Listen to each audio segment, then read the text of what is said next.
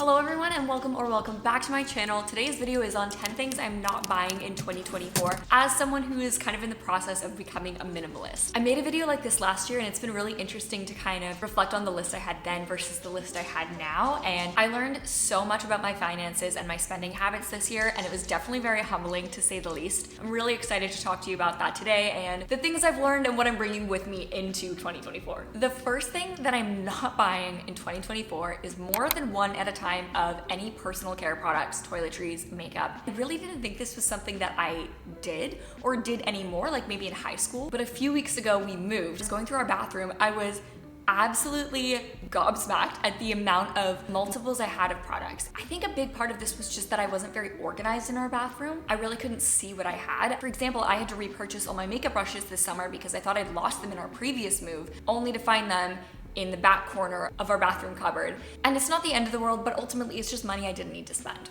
Number two is alcohol. And I've talked about this before on YouTube, but I've cut way back on my drinking this year. I'm not morally opposed to it, but I just don't really see alcohol as something that adds a lot of value to my life. And it was really interesting actually to see how much money we were saving by just not buying alcohol. Kind of been trying to decide what sort of boundaries or barriers I want to have in place for myself. Plan for this year is to just not spend money on alcohol. So if I'm at a social event, everyone's drinking, if I'm offered a drink and I would like one, I'll have one. I'm not gonna spend $12 on a glass of wine if we're out at dinner.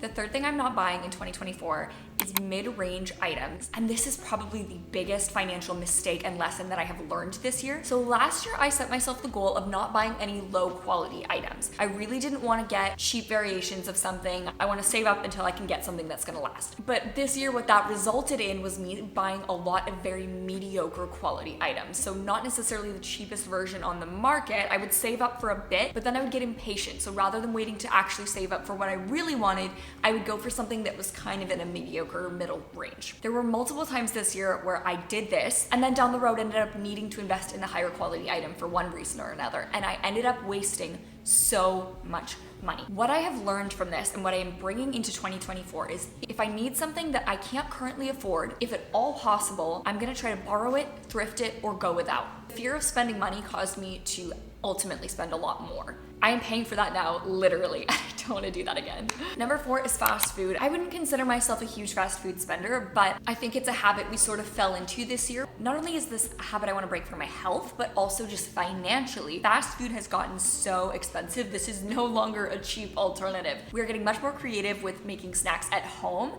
and just eating more at meal times. Number five, in 2024, I am not going to buy physical gifts for people. Over the last few months, I've been going through this process of really leaning into minimalism and simple living. One of the things I've realized is that if I feel overwhelmed by clutter in my house, most people probably also feel overwhelmed by clutter in their houses. And I don't ever want to add to that. This year I started asking friends and family members, like, please don't just get me stuff because I am going through this big purge. I really don't want more to add to it and I don't want you to waste your money. People were extremely receptive to that, which I'm so thankful for. And I ended up getting just some really, really great gifts, which has really inspired me to get more creative with my gift giving. My new rule of thumb is unless somebody's asked me for something specifically, I'm not gonna buy them a physical gift. Let me know if you guys wanna see a blog post or a video on non-physical gift ideas for somebody because I think that would be really fun. And actually comment if you have any ideas because I would love to hear them. Another thing I'm not spending money on this year is personal care appointments that I can do myself. I am not by any means opposed to going out and like treating yourself. I do love those experiences. I dye my hair, I'm not a natural redhead, and the upkeep for maintaining that is a lot. Feeling obligated to go get my hair done like every 4 weeks is so expensive. So I've been doing my roots myself for almost the last year, and then over the last few months I've also started doing my own eyebrows. They're not done right now, so don't judge me. As well as nails, and nails I go back and forth on because I do love the experience of having them professionally done,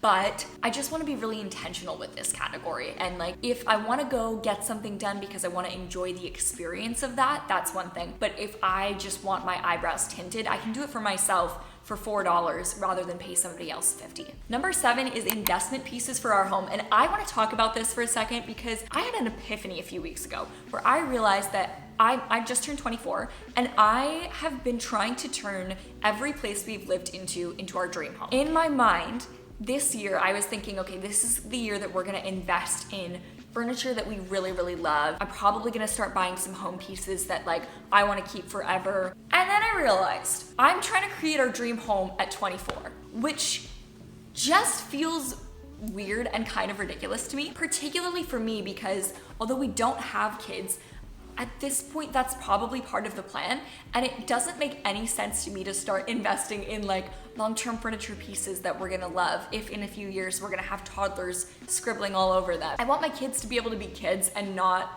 stress about that, and part of that for me will probably mean not buying like my dream furniture when I have little children. But I've been thinking a lot about this recently and how social media has kind of created this trend of like trying to have everything in your life and house together in a way that was never normal for young adults to have together, but now we feel like we're supposed to because that's what we see online. We can have a bigger conversation about that. Let me know your thoughts below. I would love to know if that's something that you resonate with. The next thing I'm not buying next year is a repeat from last year, and that is hobby supplies. I tend to be a very all or nothing person, and when I get excited about something, I want to go all in and I want to commit, and I will put my money where my mouth is, and I will invest in that hobby that I have decided I love before I've ever done it.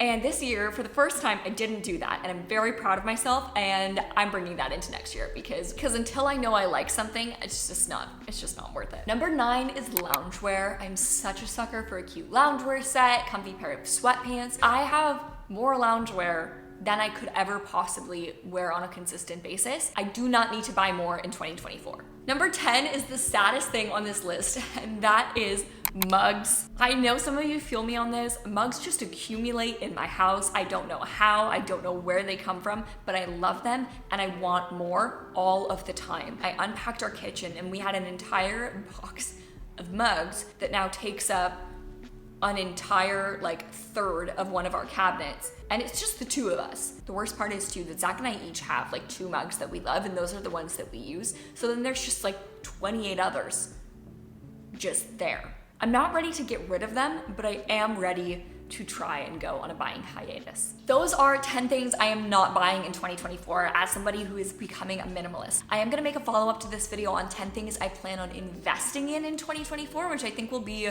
really interesting. So definitely make sure to click the subscribe button and turn on your notifications so you do not miss that when it comes out. Thank you guys so much for being here. This video in particular was actually really fun to film because the video I filmed last year is kind of what blew up my channel. It's my most watched video, and a lot of you found me through that. So it feels really special to be able to make this and like follow up with you. I do have to confess, I did promise last year that I was not gonna buy any water bottles in 2023, specifically because I wanted to keep myself from getting the Stanley Cup.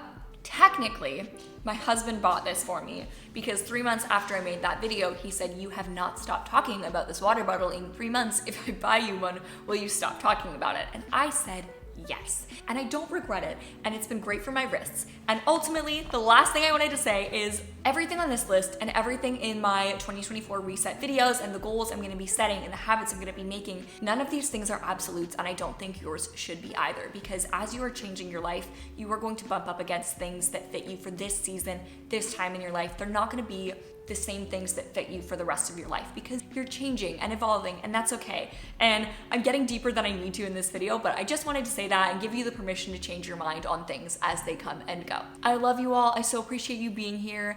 And yeah, I hope you enjoyed this video. If you did, definitely make sure to give it a thumbs up, and I hope you have a good day because today's a good day to have a good day. That's it. Bye.